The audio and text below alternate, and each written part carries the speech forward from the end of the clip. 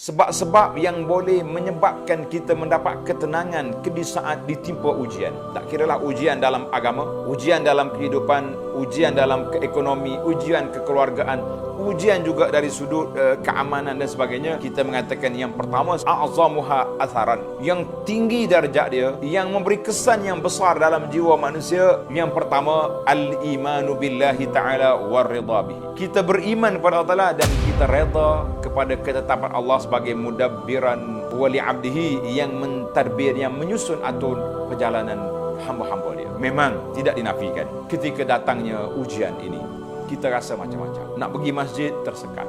Anak duk fikir, bila masjid dibuka, Allahu Akbar, kita akan nampak orang serbu masjid seolah-olah macam hari Jumaat pada hari subuh yang pertama dilepaskan, diberi kebenaran solat di masjid. Rupanya tidak seperti yang diharapkan.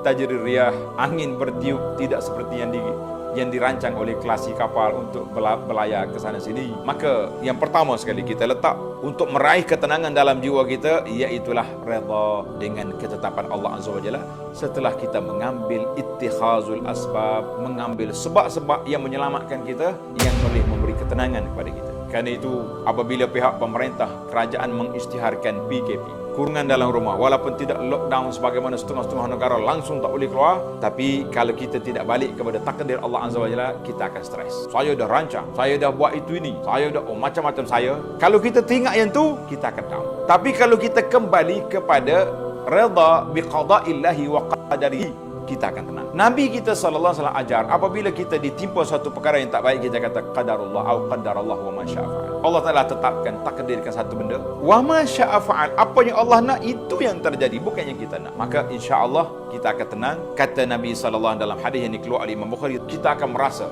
kemanisan iman kita itu, sesiapa yang redha Allah Taala sebagai Tuhan, Islam sebagai agama, dan Nabi kita Muhammad sallallahu alaihi wasallam sebagai nabi. Kata di ulama Abdul Wahid bin Zaid, seorang ulama salaf, dia kata ar-redha babullahil a'zam. Redha itu adalah merupakan pintu rahmat Allah Taala yang besar, wa jannatud dunya, merupakan syurga dalam dunia ini. Berapa ramai kita tengok orang tenang walaupun dia diuji. Kita tahu dia sakit, dia ditimpa ujian, tapi alhamdulillah ala kulli hal, alhamdulillah, masya-Allah tabarak. Tak ada keluar daripada mulut dia sumpah serana maki sana sini. Kalau zaman kita ini, kita tak akan tengok dia tulis di Facebook celaka tu celaka ni. Wa mustarahul abidin, dan menjadi kerehatan orang ahli ibadat. Mereka kata, banyak sekali kali kita baca dalam sejarah-sejarah orang-orang yang hebat, mereka menerima ujian dengan tenang, duduklah di mana saja pun mereka tenang, alhamdulillah. Sebab yang kedua, tafwidul amri lillah wa yaqinul abd. Kita serahlah urusan kita ni kepada Allah setelah kita berusaha, berikhtiar untuk mendapat yang terbaik. Kita mengatakan al khairu makhtarahullah, yang terbaik itu apa yang Allah pilih. Para jemaah sekalian, kita ni banyak usaha kita, rancangan kita, macam-macam kita buat. Kadang-kadang ibu bapa yang bersungguh daripada kecil merancang anak dia akan jadi al-hafiz contoh. Anak aku ni besar akan jadi engineer, akan jadi pilot, jadi doktor, macam-macam. Daripada anak duduk di sekolah rendah, sudah dipilih universiti mana yang nak. Bagi engineer, sudah tentu UTM menjadi pilihan. Bagi orang yang nak jadi ustaz, akan pilih universiti-universiti yang hebat, universiti di dalam negara atau luar negara. Tiba-tiba usaha kita tidak dapat, yang kita nak tak dapat. Anak kita sudah cukup mekanisme, sudah cukup alat, tapi dapat di tempat yang kita tidak rancang. Kita mengatakan al khairu makhtarahullah. Yang terbaik itu apa yang Allah Ta'ala pilih, ba'da badlil asbab, dengan syarat kita ada usaha. Kalau tak usaha, kenapa miskin? Allah Ta'ala pilih macam ni. Kerjanya tidak, tak jadi. Pelajar-pelajar, kenapa dapat C? Allah Ta'ala takdir. Dia baca tidak, tidur. Kita mengatakan itu tidak. Tak boleh nak menyalahkan takdir. Kita tak boleh kata ini pilihan Allah. Kita yang memilih kita. Dalam akidah Ahlussunnah mengatakan manusia itu bukannya majbur seperti bulu yang diterbang oleh angin, tetapi kita mempunyai ikhtiar dan pilihannya. Tak boleh, kalau tidak dia jadi kumpulan Al-Jabariyah yang mengatakan manusia ni macam remote, macam robot je, ditekan tak boleh nak bergerak sendiri, tak boleh fikir. Baik, kita pergi kepada yang ketiga. Di antara sebab-sebab yang mencapai ketenangan yang ketiga, husnus silah billah. Kita baikkan hubungan kita dengan Allah Azza wa Jalla. Nabi SAW telah ajar kepada kita, iza hazabahu amrun faza'a ila salat. Bila ada apa-apa urusan yang berat, Nabi kita terus pergi solat. Bukan termenung garu kepala, ambil wudu, Allahu Akbar, ya Rabbi ya Karim. kamu tahu apa yang telah menimpa aku. Tidak ada siapa yang boleh menyelesaikan masalah ini kecuali engkau ya Rabb. Serahkan diri kepada Allah. Kita mengatakan itulah yang mengatakan husnus silah billah. Kita rapatkan hubungan kita dengan Allah Azza wa Jalla. Ini kita bimbang hari ini. Lagi susah, lagi jauh dengan Allah. NGO yang pergi beri bantuan kepada kumpulan yang tertentu, sasaran yang tertentu. Dia kata, Ustaz, sedih kami tengok. Susah dunia. Kita bimbang mereka lagi susah di akhirat. Susah dunia, duduk dalam kotak, dalam rumah kotak, rumah yang dibuat yang sempit. Tapi mereka juga susah, solatnya tidak, tutup auratnya tidak. Kita kata, Masya Allah, tabarakallah. Kaif kalau mereka baiklah dengan hubungan dengan Allah.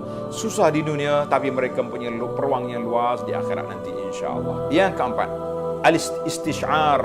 Kita mesti, seorang mukmin menjiwai, meyakini bahawa setiap ujian itu akan hilang dalam masa yang terdekat. Kenapa? Allah Ta'ala ulang 2 kali dalam Al-Quran, surah Al-Insyirah, fa inna ma'al usri yusra. Susah itu akan diikuti dengan senang. Inna ma'al usri yusra. Susah itu akan diikuti dengan kesenangan.